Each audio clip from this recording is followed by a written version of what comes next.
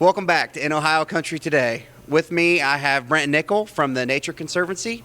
He is their ag conservation practitioner. And we are at the Allen Davis Insurance Annual Risk Management Seminar. Brent, why don't you tell us a little bit about yourself? Thanks, Denver. I appreciate being here. My background comes from the ag retail space, so my expertise is really in that nutrient management, precision ag side of things.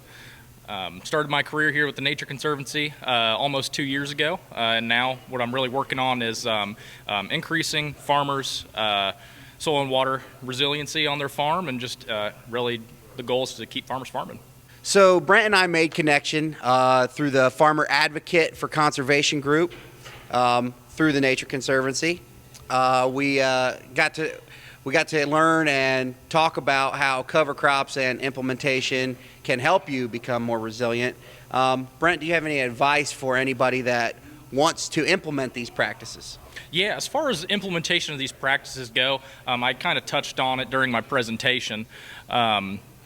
But really implementation of certain things like cover crops and no-till, what I showed during that presentation was, as far as just implementation goes, they're not any more expensive. They're actually cheaper than just your conventional tillage type practices. So as far as cost of implementation, what we saw when we looked at your conventional tillage versus the no-till side of things, obviously you have that extra cost when talking about your conventional till versus no-till, but on the other side of things, when you talk about implementing no-till, you do have that extra cost of usually that chemical application, right? Normally you're doing an extra fall burn down, so you do have that that extra pass across the field and that extra chemical cost there.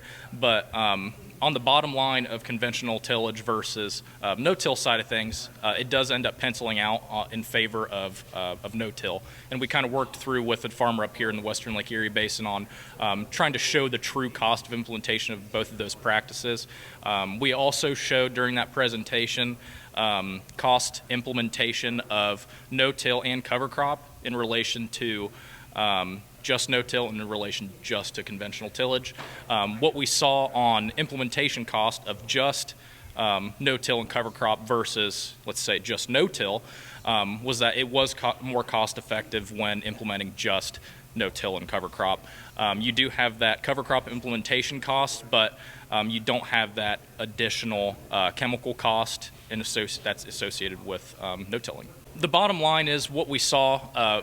What we really harped on was return on investment. So I kind of talked about that in that presentation, that return on investment and yield, they're not the exact same thing.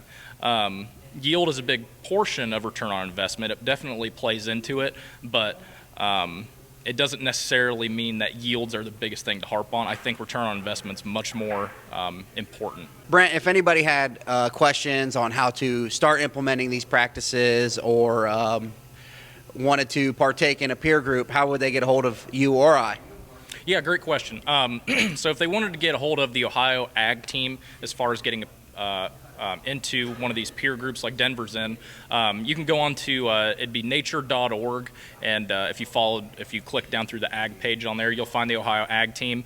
You could also go to farmeradvocateforconservation.com, and that's where you would see Denver's name as well as a handful of our other farmer advocates, and you'd be able to get a hold of us or them through that webpage. Brent, thanks for joining us. Yeah, glad to be here. Thanks for having me.